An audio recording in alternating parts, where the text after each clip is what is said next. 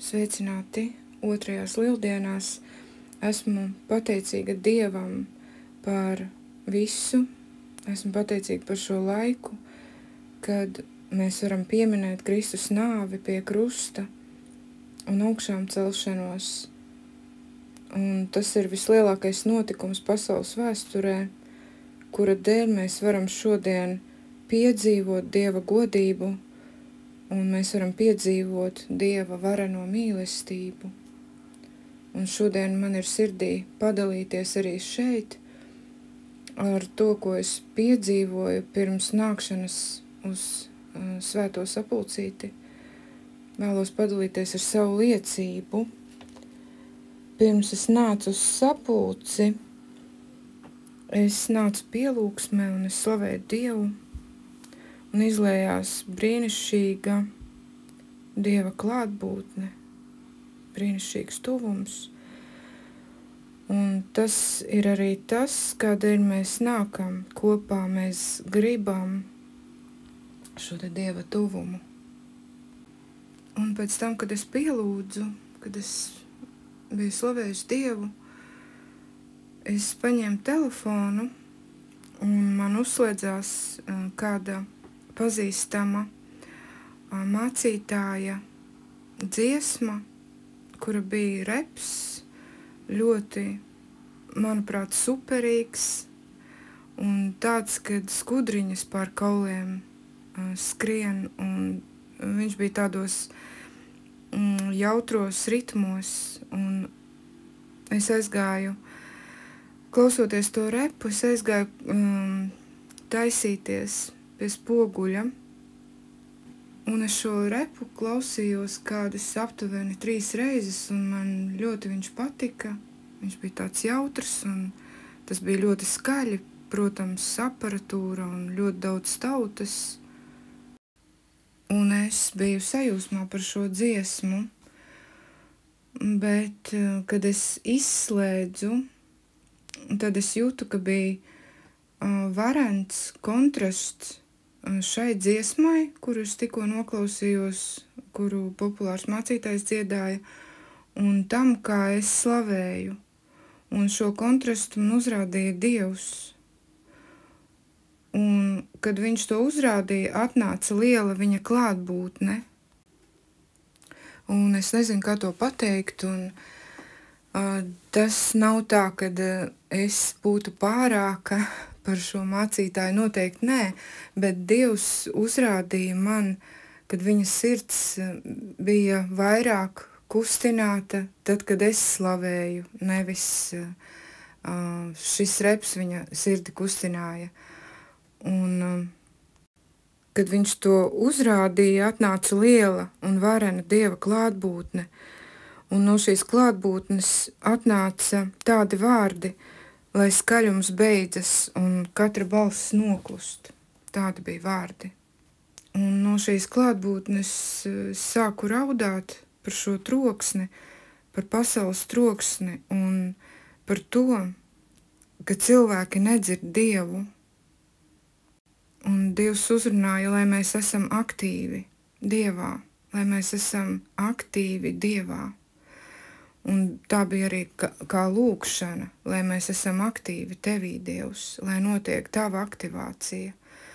Un lai mēs esam kā Jānis, kur ar savu ausi esam pieplakuši pie Jēzus krūts, pie viņa sirds, lai mēs dzirdam Tevi, lai mēs redzam Tevi, lai mēs redzam un dzirdam Tevi, lai mēs esam aktīvi dzirdēt Tevi, plūst kopā ar Tevi. Pateicos Tev. Es pateicos Tev par Tavām asinīm, es pateicos par Tavām izlietajām asinīm, ka mēs varam dzirdēt Tevi, lai Tu vari plūst, lai Tava godība var plūst.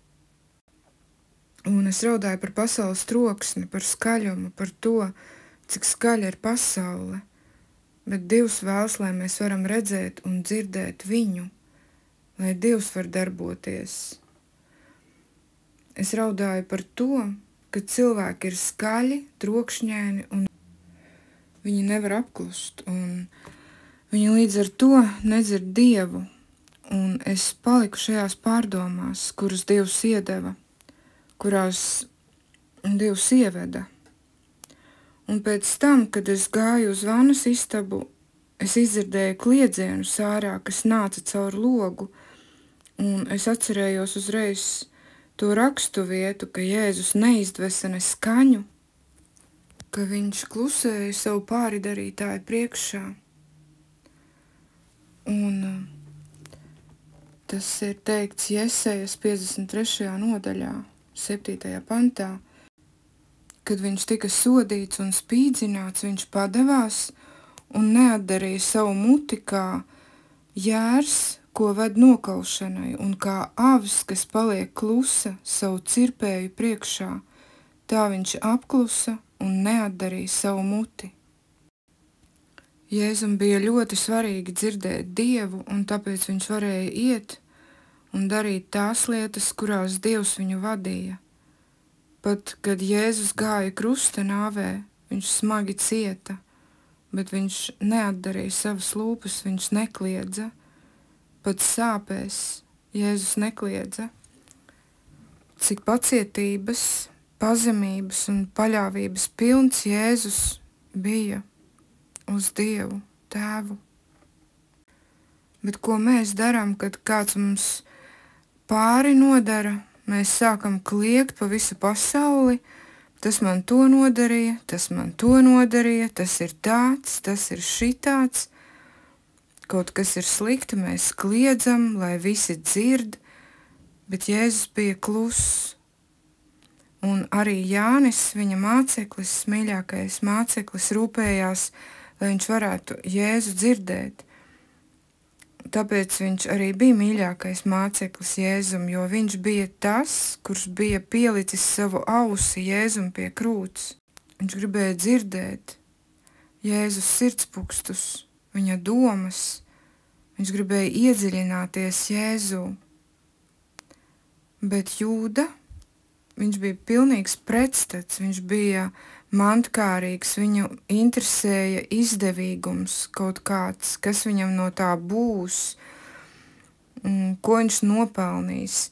Viņu interesēja pasaule, kaut arī viņš bija Kristus māceklis, viņā mita nodevības daba. Viņš negribēja mainīties, viņš negribēja tādu tuvumu, kādu viņš varēja iegūt.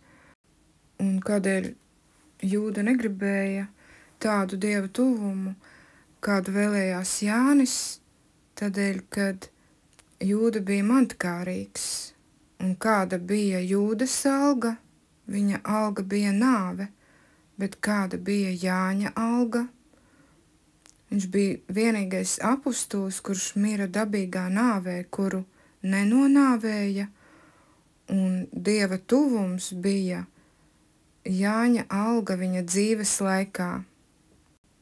Un Dievs mums šodien ir devis dzīvību, viņš ir devis mums savu gaismu, viņš devis mums savu pestīšanu, viņš devis mums savu dziedināšanu, un mums nav jāpaliek tumsā, un mums nav jāpaliek nāvē, mums nav jāpaliek savos grēkos, mums nav jāpaliek vairs pasaulē, jo mēs esam atpirkti ar viņa dārgajām asinīm, ar Jēzus dārgajām asinīm.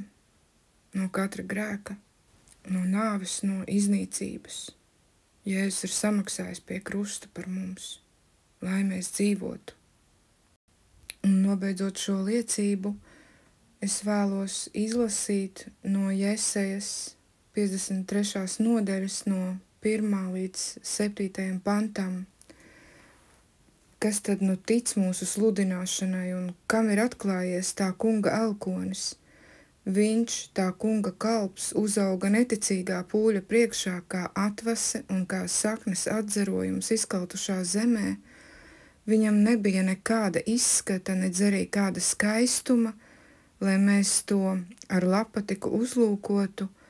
Tur nebija arī nekā ārēji redzama, lai mēs viņā būtu atraduši ko patīkamu.